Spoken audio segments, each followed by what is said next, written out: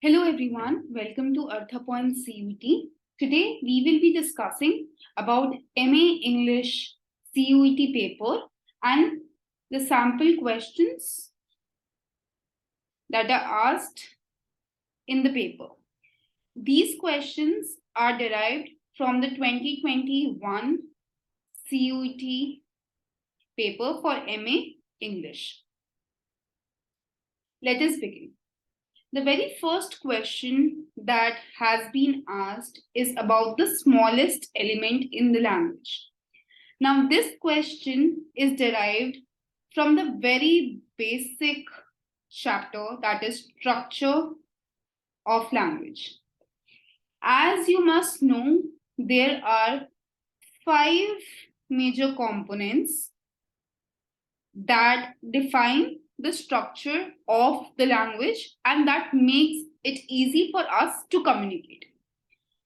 Let us discuss all the structure of language, the 5 components of it, one by one. Let us look at it. So the very first structure of language is a phoneme. So what is a phoneme? A phoneme are the smallest unit of sound that make meaningful difference to a word. What does that mean? So let us take an example of a word cat. So this particular word has 3 phonemes, S, A and T. So what is phoneme? Phoneme, whenever you see a term derived from phone, it would mean something to do with the sound, right? So a phoneme is the smallest element of a word. When we are kids or when a child is just learning to speak, right, we try and feed them sounds. So for example, if a mother is trying to teach her son to say the word mom, what would the mother do? She would start by saying or asking the kid to say ma, mo. So this very sound that is produced from even a single alphabet is what is called a phoneme. So the next term that comes to a phoneme is what is called a morpheme. So what is a morpheme? Morpheme are the basic units of meaning within a word. So any term that has a meaning, it is called a phoneme. Let us take an example. Right. So let us again take an example of the word cat. So cat is a phoneme. Cat is a morpheme which includes 3 phonemes. Right. So individually, these are 3 phonemes. And cat as a whole is a morpheme. So let me give you another example to make this clear. Let us take an example of the term cherry tree, right? So cherry tree would have 2 morphemes in it, the term cherry and tree, right? To further categorize the morphemes, there are 2 types of morphemes. Number 1 is a free morpheme and second is what is called a bound morpheme. What is a free morpheme? Free, I told you, for example, cat, for example, dog, for example, sun. These are free morphemes. So these terms in its very own self, they have a meaning. So smallest unit that makes a meaning. What is a bound morpheme? Let us look at the bound morpheme. Bound morphemes are affixes. What is an affix? Either a suffix or a prefix. So, for example, let us take UN or ER. These terms, these words, they might not have a meaning of their own, but if added to a word, they can change the meaning of a word. Let us again take an example. So, usual is a morpheme. Now, if I add UN to it, it becomes unusual, and the meaning of the term changes. Therefore, un also becomes a bound morpheme. Let me give you one more example of a bound morpheme. Let us take an example of the term cook plus er. Right. So cook is again a morpheme. The combined term becomes cooker. So this term again has two morphemes in it. Right? I hope it is a bit clearer. This is a very important topic because one question is always asked in the CUET exam regarding the structure of language. Let us now look at the third option, right? So the third option that we have here is a lexeme. So as you go further, it becomes a little confusing, but we would take examples, we would use examples to understand these terms very clearly. Now we know phoneme. What is a phoneme? Phoneme is the smallest element in a language that produces a sound, right? What is morpheme? Morpheme is the smallest term that has a meaning to it. Had the question been dash is the smallest element in a language with meaning, the answer would have been morpheme, right? The next term that we have here is a lexeme. What is a lexeme? A lexeme is a unit of language that presents single distinct meaning. So let us take an example, right? Let us take an example of the term fire station. Right. Now, this term consists of two morphemes, that is fire plus station. Understood? Right. Now, how does fire station combined becomes a lexeme? So, fire station has a unique meaning to it.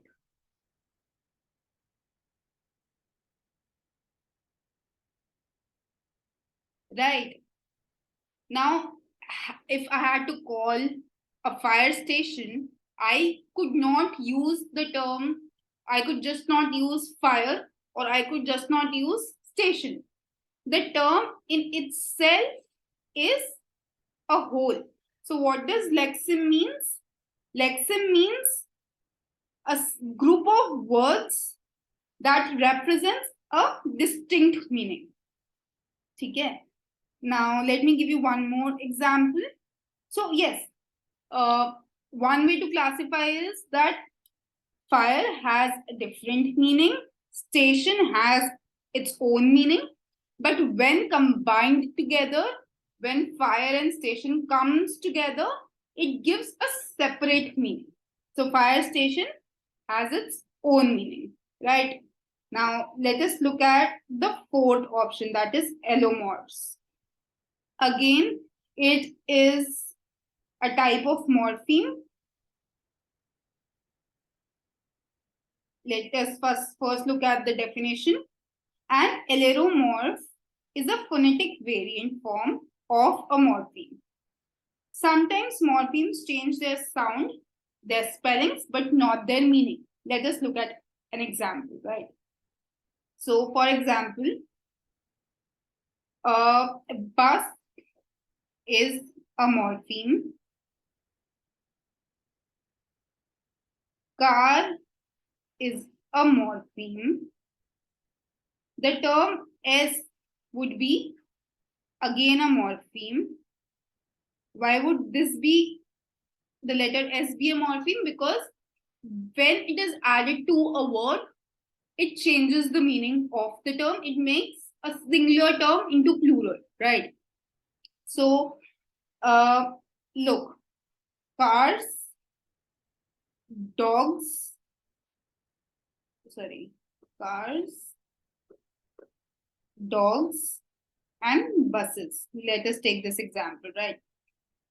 With when you spell cars, there is a phonetic sound of S.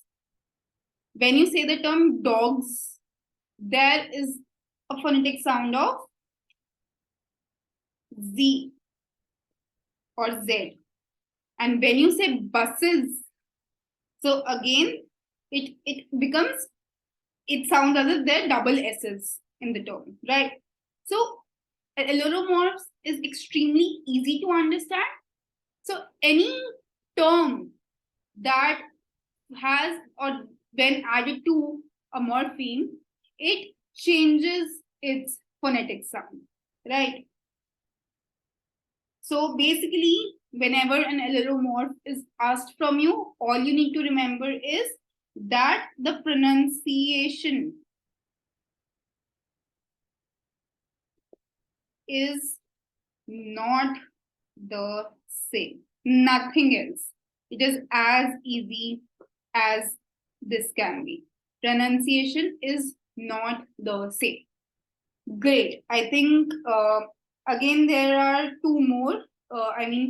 There are more components to the structure of language. First is phoneme.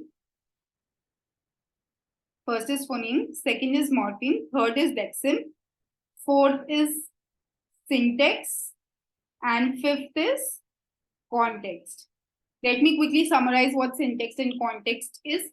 So syntax is the form of a sentence. So any sentence that has object, subject, and a verb is syntactically correct, right? We say that if any sentence has a subject, has an object, has a verb, it is syntactically correct. What is a context? Any sentence should be contextually be correct also. So there can be sentences that are syntactically correct but are contextually wrong. Let me give you one example. So, my grandfather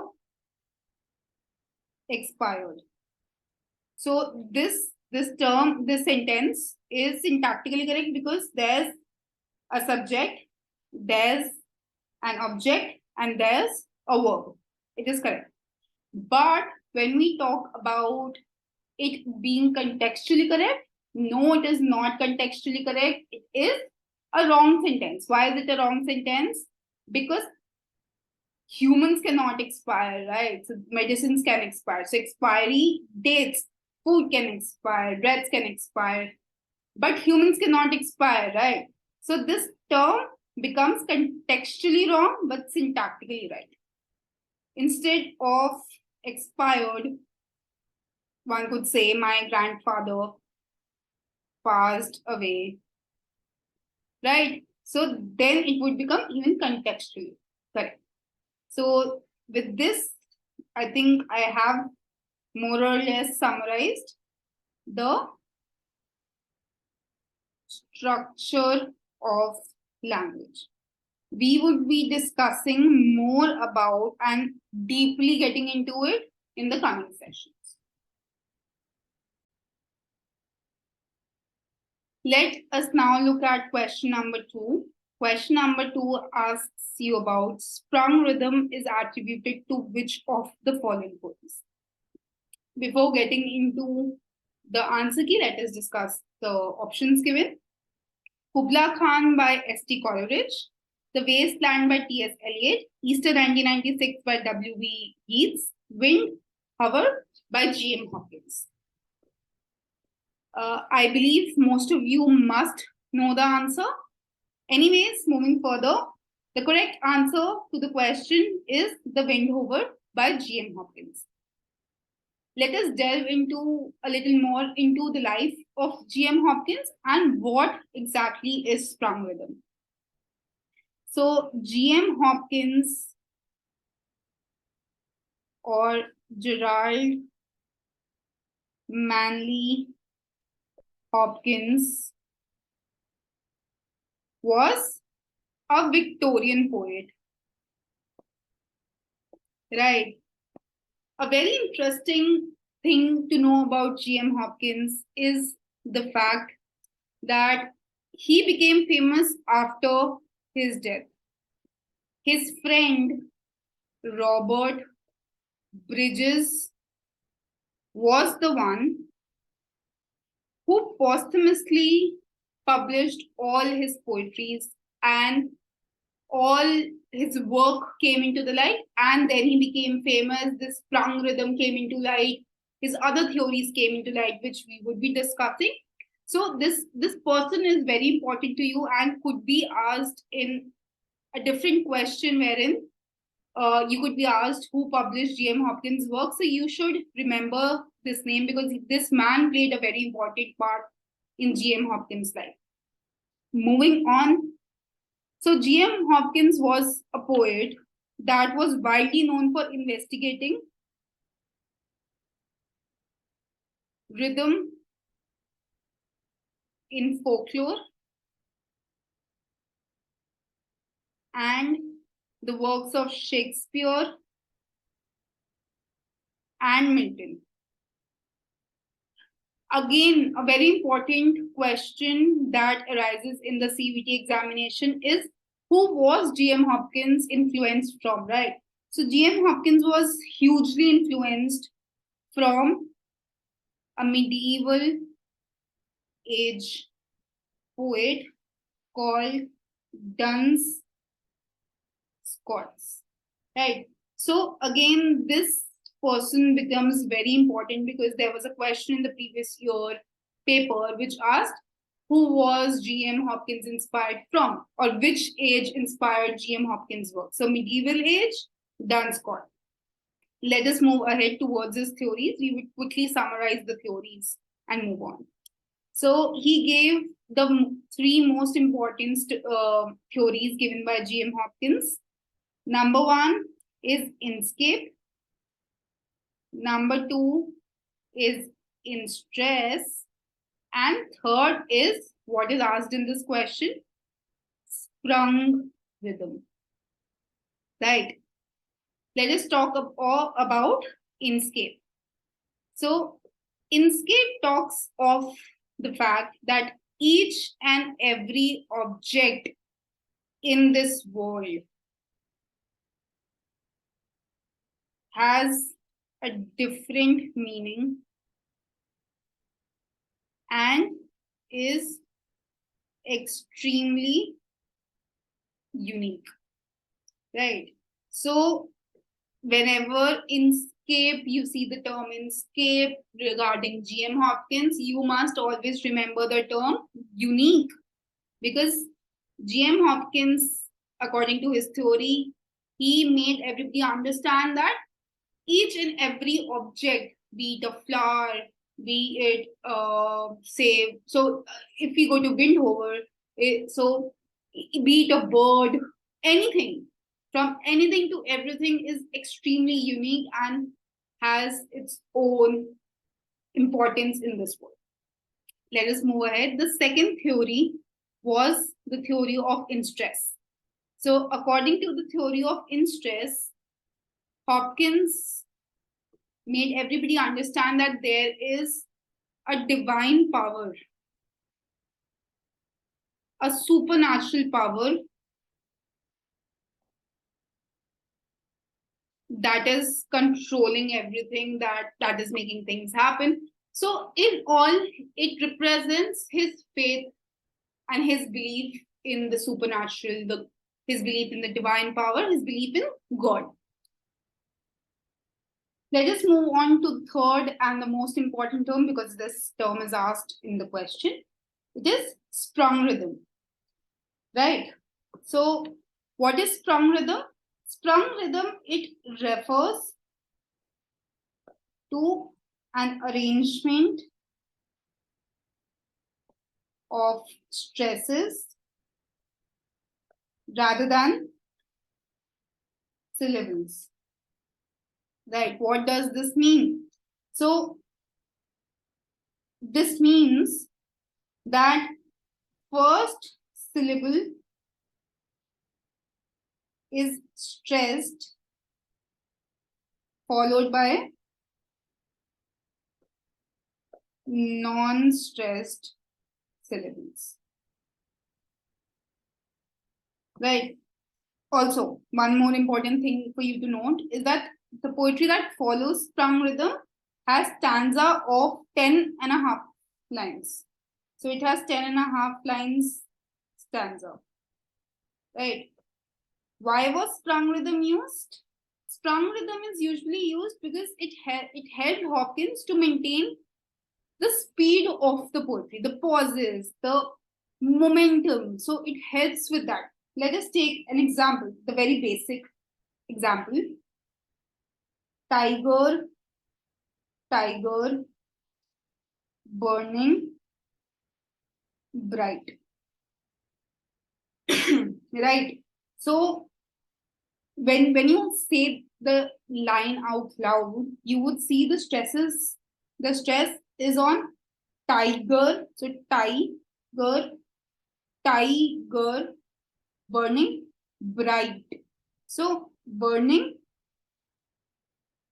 bright, right? So each stressed syllable is followed by unstressed syllable. So this is a very basic example. When we talk of GM Hopkins in the coming sessions, when we talk of GM Hopkins in detail, we would analyze his poetry, and that would make it more easy for us to understand and to analyze his poems better. Right. Now, let us move on to question number 3. Yeah, so I also have an example here. Before moving on, I just found an example from one of his poetry. Glory be to God for dab led things. So when you see this, so the stressed syllable again, glory, right? So glow. The term has a stressed syllable followed by unstressed. So the number of unstressed syllables does not matter because it has to follow a stressed syllable and then a few unstressed syllables, again a stressed syllable followed by a few unstressed syllables, right? So the right answer was Wind Over by GM Hopkins. Let's move on. Okay, which of the following concepts is Bertolt Brecht related with? Let us look at let us look at the options. Alienation effect,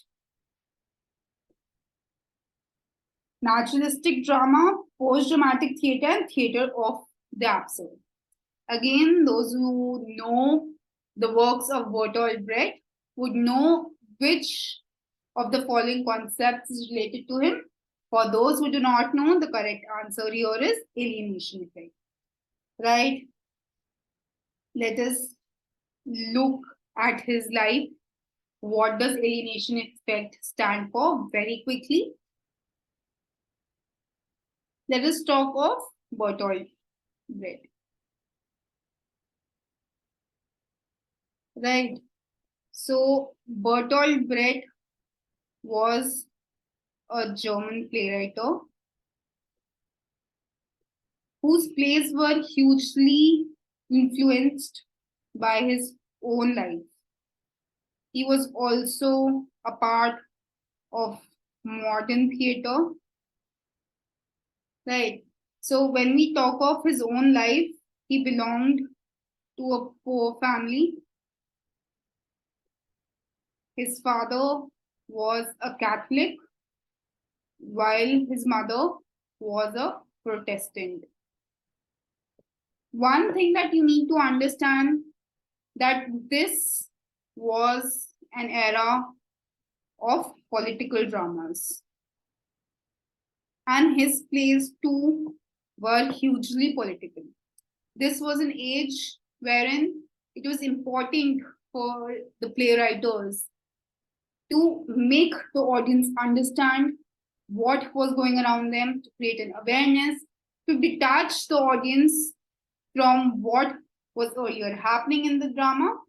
And that's what gave rise to what we call as the concept of alienation.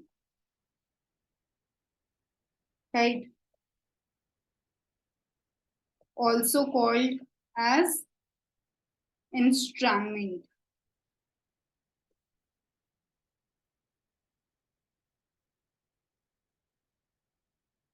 Also called as a term that was coined at that time as Werfe Medung's effect.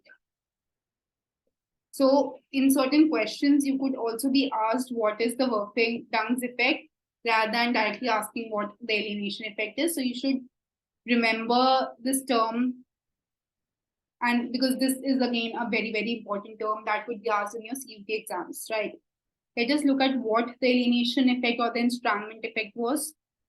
So I already told you that this epic theater was an era where this theater, the epic theater, was hugely political, right?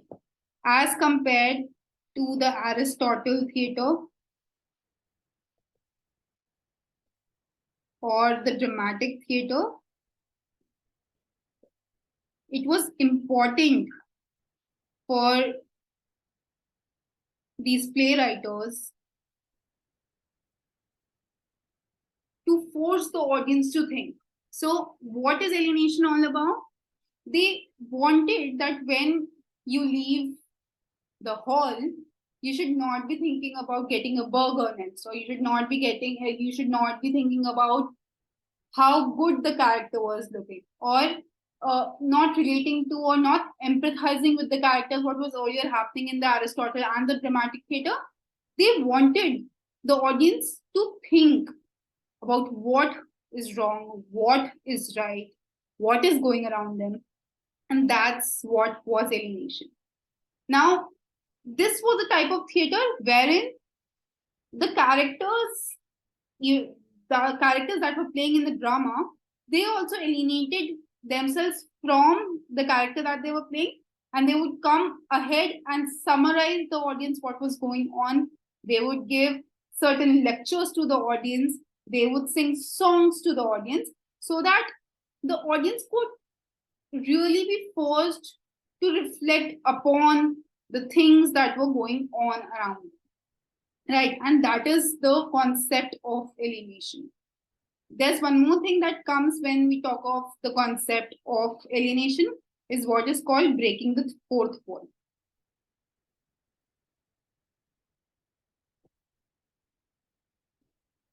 So when you are in a hall, this is a stage. This is first wall, this is second wall, and this is third wall. And here is the audience. These plays considered the audience as the fourth wall, and they had to break this wall between the character and the audience, and they also wanted the audience to, again I'm repeating myself, to really think. So one more thing that it comes here is that the content, so everything was familiar, so the audience was familiar with the content, but how this was portrayed was extremely unfamiliar. So familiar things were portrayed in an unfamiliar manner.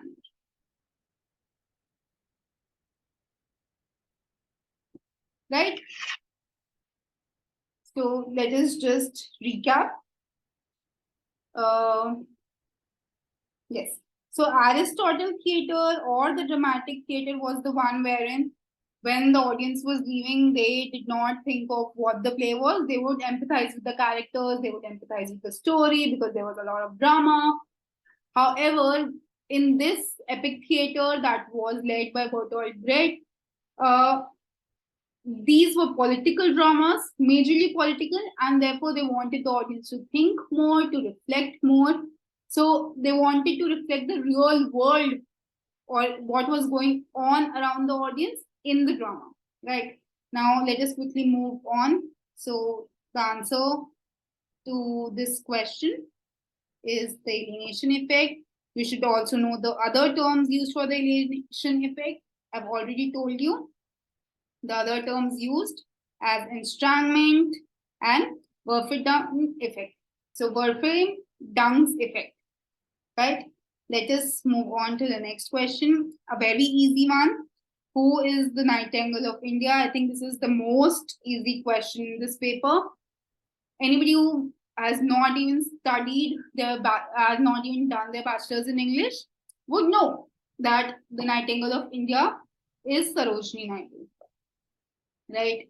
So I don't think so there's much to explain, but this term was given by Mahatma Gandhi to Sarojini Naidu. Sarojini Naidu again was a political activist, a freedom fighter, and a poet, right? So I think there's not much to discuss in this question. Let us move on. Okay, a very easy. So if you have read Gulliver's Travel, this becomes very easy for you. You must have read it in your bachelor's because it is a part of the Delhi University bachelor's degree syllabus. So let us look at the question. Name the floating island in Gulliver's Travel by Jonathan Swift. Let us look at the options. Yahoo's, Glumenditch, Hohenheim's, and Laputa. Let us quickly just summarize the book in a few words. Let's look at it. So, Gulliver's Travel is a book by Jonathan Swift that recounts the journey of Lemuel Gulliver, who visits 4 different islands, and the book is about his journey in easy terms. Let us look at the 4 islands that he visits. The very first island that is visited by Gulliver is that of Lilliput. Right. Lilliputs are dogs, all little creatures, not even dogs, but little creatures. Right. The second island is that of Brobdingnag. Again, this is an island that is opposed. So Lilliput, small creatures, Brobdingnag, giants. So this is an island of giants. Third is the island of Laputa. This is the flying island as asked in the question. So this is the flying island. And fourth is the island of Hohenheims. Right? Sorry for the spelling. Let me just correct it once. So it's HNMS. So it's Hohenheims, right? I think the island of Lilliput is quite clear. They are little creatures that are scared from Gulliver. Then he moves to Brobdingnag. Brobdingnag is the island of giants. They consider him as an animal. Third is the island of Laputa. It is the flying island. So these are basically absent-minded intellectuals. Fourth is the island of Hohenheims. Hohenheims are half horses, half horse creatures. Let us look at the options. So the answer is Laputa.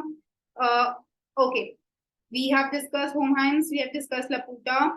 Yahoos are the creatures that are in the 4th island of Hohenheims that Gulliver meets. So Gulliver is also considered as a Yahoo because these creatures, so Yahoos are basically they're basically in form of humans. So they are basically the most how do we put it? So they're basically human-like, right? And the last option that you have is Glumdaglich. So Glumdaglich is a 9-year-old farmer's daughter that Gulliver meets in the island of Brobdingnag. However, she is 9 years old. She is 40 feet tall. She is a seamstress dresser. She dresses clothes for dolls and she treats Gulliver as a doll. She's the one who protects him, and we find that Gulliver becomes completely dependent on her and she protects him from all the harm. Now let us move to the next question. This was again an easy question, so the answer is Lapika. Okay, so next question that we have here is, which of the following literary genre emerged first? The answer here is poetry. So poetry is the oldest form of literature. The oldest poem is Hymn to the Death of Tammuz. And this poem was composed somewhere around 500 to 3000 BC. So this makes poetry the oldest form of literature. You should also remember which is the oldest. It's Hymn to Death of Tammuz. Right? With this, we would summarize today's session. For a complete solved answer key, you can contact us at 8368663 Thank you so much for watching. I would be back with another set of questions for you and an in-depth analysis of the answers. Thank you.